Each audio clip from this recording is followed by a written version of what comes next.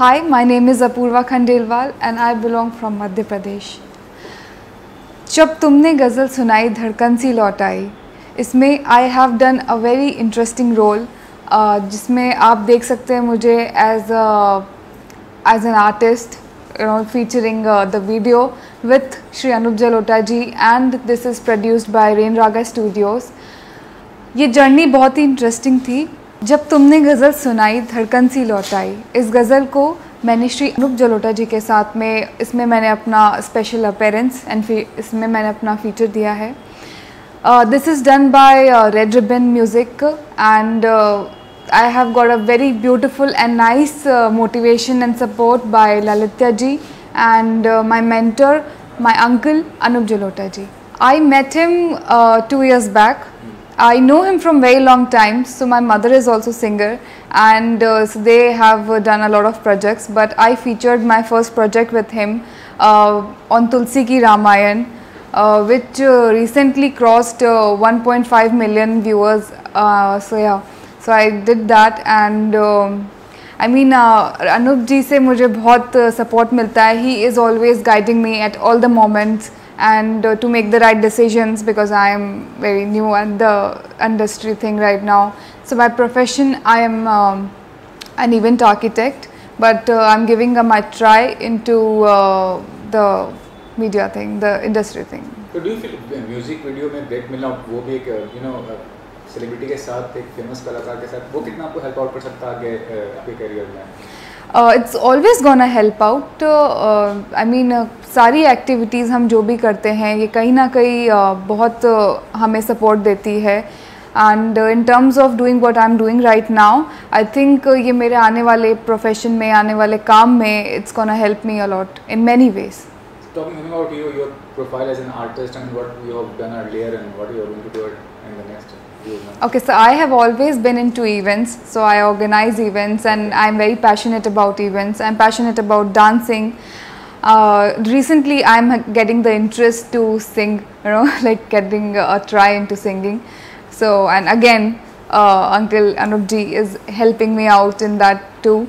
So, and being an artist, it's a wonderful feeling. I mean, who doesn't want to be an artist?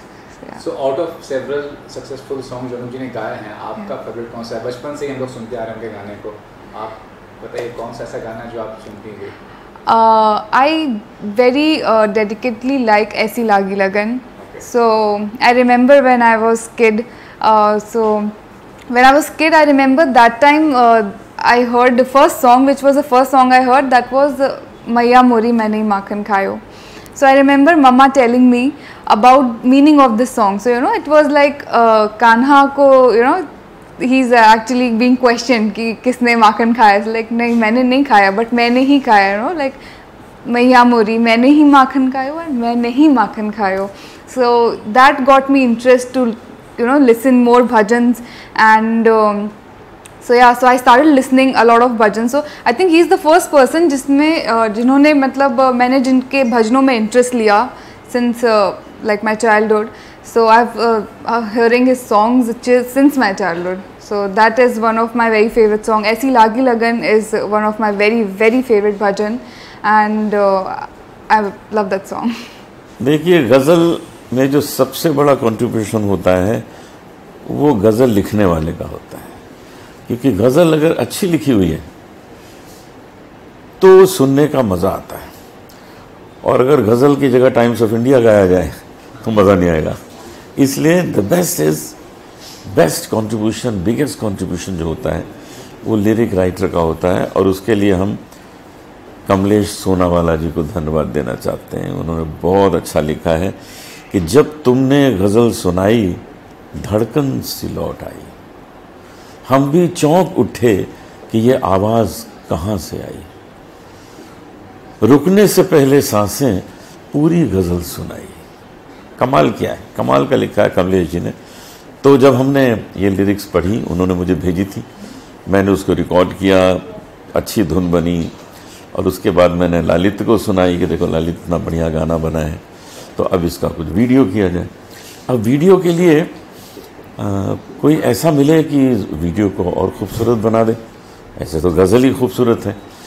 तो एक खूबसूरत चेहरा नज़र आया, मेरे ध्यान में आया कि क्यों ना अपूर्वा से करवाया जाए।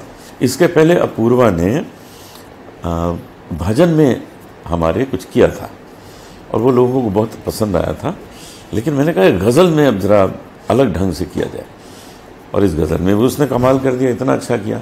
ललित ने इतना सपोर्ट किया, क्योंकि जो रेड रिबन म्यूज़िक कंपनी है ये आर्टिस्ट को चमका देती है, आर्टिस्ट को समझ के कि उसको किस तरह प्रमोट करना है चमका देती है। उसके इतने अच्छे अच्छे शॉट्स लिए, बल्कि मैं तो बाद में ललित से आगे लड़ा कि मुझे तो कम दिखाया आपने, अपूर्वा को ज़्यादा दिखा दिया, ऐसा मत किया करो भाई, सिंगर की थोड़ी सी तो जगह रखा करो। लेकिन अब इनको वो ज़्यादा अच्छा लगा, अपूर्वा का पार्ट ज़्यादा पसंद आया, इन्होंने खूब उसका लगाया उसमें। और मुझे भी बाद में जब टोटल देखा तो मैंने कहा ठीक है, आपका जो सोचना समझना अच्छा है, क्योंकि म्यूज़िक कंपनी तो ये सोच के बनाती है ना कि इसको बेचना है, ये हज़ारों लाखों लोग देखें, करोड़ों लोग देखें, तो मुझे साइड में कर दिया और अपूर्वा को सामने कर दिया। खैर प्रोजेक्ट अच्छा बनना चाहिए, तो उसके लिए हम बहुत सेटिस्फाइड हैं। अनिल, ये भी जानना चाहूँगा कि आपका जो इमेज है, लोग जानते हैं कि आप भक्ति गाने गाते हैं, जब कोई रोमांटिक किस्म का इस तरह का भजन आता है तो कितना ज़्यादा मुश्किल या आसान होता है आपके लिए रियल लाइफ में उसको अडेप्ट करना? देखिए, कृष्ण भगवान जो हैं वो भगवत गीता का ज्ञान भी दे रहे हैं और साथ साथ में रासलीला भी खेल रहे हैं, रोमांटिक भी हैं। तो जब मैं गज़ल गाता हूँ तो मैं कृष्ण भगवान का वो पहलू सोच लेता हूँ, और जब भजन गा रहा हूँ तो कृष्ण भगवान का दूसरा पहलू सोच लेता हूँ और उसमें इन्वॉल्व हो जाता हूँ। तो एक व्यक्ति अपने जीवन में अपने को अलग अलग तरीके से पेश कर सकता है। जैसे मेरी गज़लें भी लोग पसंद करते हैं, मेरे भजन भी पसंद करते हैं, भगवान कृष्ण की भगवत गीता भी सुनते हैं और साथ साथ उनकी रासलीला भी देखते हैं। लेकिन इतना वेरिएशन गज़ल गायकी से लेकर भजन गायकी, मतलब आज के दौर में जो भी सिंगर्स देख रहे हैं, आपको लगता है इस तरह का वेरिएशन करने में सक्षम है कि वो किसी भी तरह गाना गा सकते हैं? अगर आज की बात करें, आज की जनरेशन की बात करें, तो एक चीज़ समझने वाली है म्यूज़िक में कि अगर आप वर्सेटाइल आर्टिस्ट बनना चाहते हैं तो आप पहले अपने को अच्छा मटेरियल बनाइए, कि आप ऐसे मटेरियल बन जाइए कि आप भजन गाएं तो भी अच्छा लगे, गज़ल गाएं तो भी अच्छा लगे। वो कैसे बनेगा अच्छा मटेरियल? वो तब बनेगा जब आप क्लासिकल म्यूज़िक सीखेंगे, जब रियाज करेंगे, थोड़ी विद्या प्राप्त करेंगे, तो वो आपकी कुछ भी आप गाएंगे उसमें झलकेगी और सब कुछ अच्छा लगेगा, फोक भी अच्छा लगेगा, कव्वाली अच्छी लगेगी। यही वजह है कि जगजीत सिंह साहब को अगर आप सुनिए, उनके भजन भी बहुत अच्छे लगते हैं।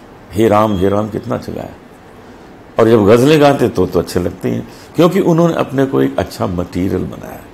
तो हमने कोशिश की है कि अपने को अच्छा मटेरियल बनाए, तो हम कुछ भी गाएंगे वो मटेरियल काम करता है। लास्ट एक सवाल ये पूछना चाहूँगा, बिग बॉस का हिस्सा थे अनुज जी, बिग बॉस चल रहा है, OTT भी चल रहा है, टेलीविजन पे भी।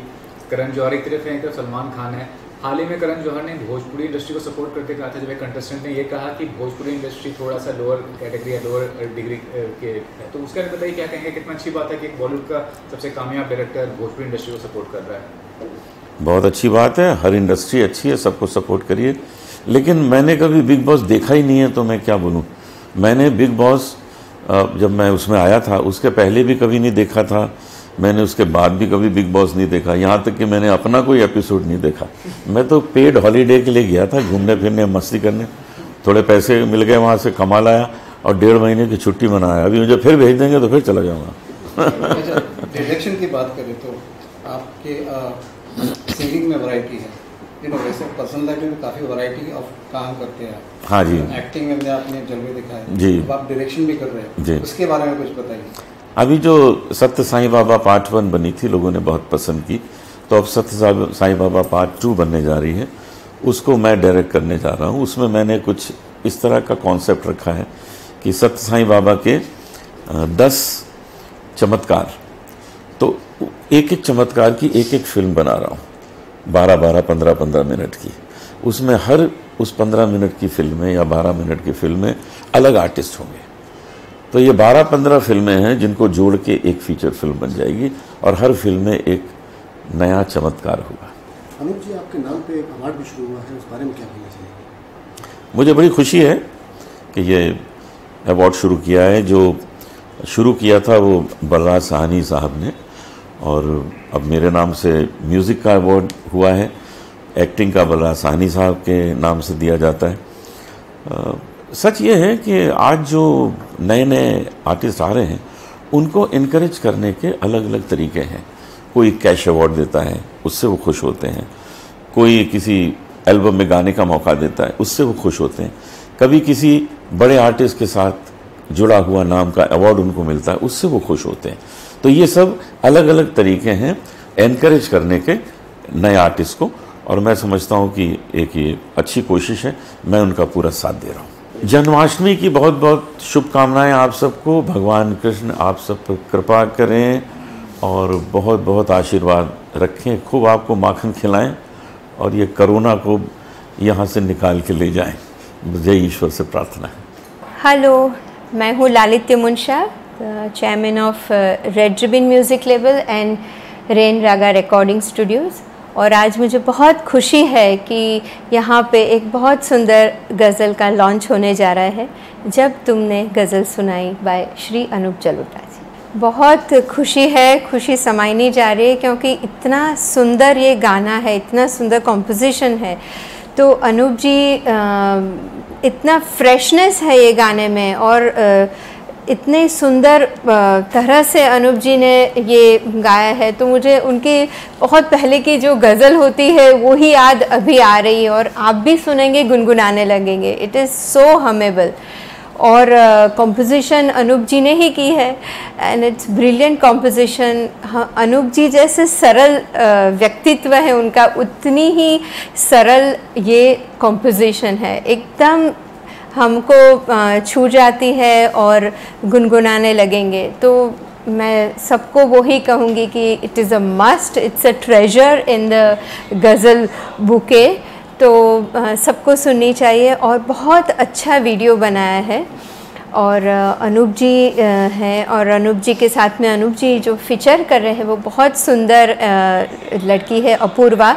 तो मैं कहूँगी कि ये वीडियो आप ज़रूर से देखिएगा। रेड रिबन म्यूज़िक चैनल पे ये है, और उसके गाने हर ऑडियो प्लेटफॉर्म में अवेलेबल पे हैं।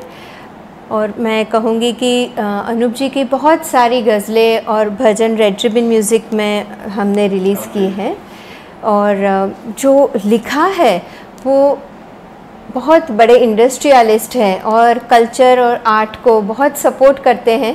श्री कमलेश भाई सोनावाला, उनके बहुत सारे लिखी हुई गज़ल भजन हमने रिलीज़ की है। बहुत अलग अलग आर्टिस्ट से हमने गवाया है, और बहुत इतना अच्छा लिखा है उन्होंने। It's very very easy to understand, और कॉम्पोजिशन, लिरिक्स और सिंगिंग का बहुत अच्छा समन्वय है। तो बहुत समय के बाद ऐसी गज़ल आई है, and I think this is something very very different and fresh, and I am sure it will enthrall all audience of all age group. तो मुझे उम्मीद है कि आप सब भी उसको बहुत सुनेंगे। तो जैसा आपने बताया कि ये पहला मौका नहीं जब अनुजीत ने रेड रिबन के साथ एसोसिएट किया है, काफ़ी समय से एसोसिएटेड हैं। तो आप दोनों का जो रिलेशन है प्रोफेशनल, उसके बारे में बताइए कि क्या आपको अनूप जी को लेकर अच्छा लगता है as a person, as an artist, और आपसे जो एसोसिएशन है उनको क्या अच्छा लगता है इस कंपनी से? मैं जब मुंबई आई थी बहुत साल पहले, मेरे पिताजी मुझे लेके आए थे मुंबई, और उन्होंने मुझे अनूप जी से मिलवाया था। और अनूप जी के ही गाइडेंस, उनके आशीर्वाद, उनके सपोर्ट से आज मैं जो भी कर रही हूँ, तो अनूप जी का ही एक बैकबोन है मेरे। तो उनसे बहुत मैंने सीखा है। संगीत तो अभी बहुत मुझे और सीखना भी है, but as a person also मुझे लग रहा है कि उनसे ही is like a vast ocean. जितना हम लोग उनको मिलते रहते हैं, एक उनके अंदर से एक पॉजिटिव, एक पीसफुल वाइब ऐसे पावरफुल है जो हम सबको मूव कर देते हैं। तो मुझे लगता है कि वो मेरा association is totally different with Anoop ji, because he is my guru ji, he is my mentor, but at the same time releasing his music under Red Ribbon is a big privilege. And because is so versatile, you know, उनके एक ही भजन 10 बार भी सुने तो वो उसमें इतनी अलग अलग तरह से, इतने अलग अलग भाव से वो हमें सुनाते हैं। और he is a amazing performer, you know, कहते हैं ना एक चार्म होता है, जैसे कृष्ण जी के एक आभा, ऐसा अनूप जी का भी है। तो मैं it's a great treasure. Anoop ji के भजन हो या गज़ल, अनूप जी कुछ भी गाए तो इट्स अ ट्रेजर। लास्टली जैसे हम रेड रिबन इंडिपेंडेंट आर्टिस्ट को फिलहाल के लिए कितना सपोर्ट करिए और डिजिटल मार्केट इतना म्यूजिक मार्केट ग्रो हुआ है उसके बारे में कुछ बताइए कि किस तरह से देख रही हैं आगे का भविष्य डिजिटल म्यूजिक मार्केट का? The main purpose of Red Ribbon Music Label is to preserve legendary music work, to give platform to new artists and also जो ट्रेंडिंग आर्टिस्ट है उसका म्यूज़िक सबके पास लाने का।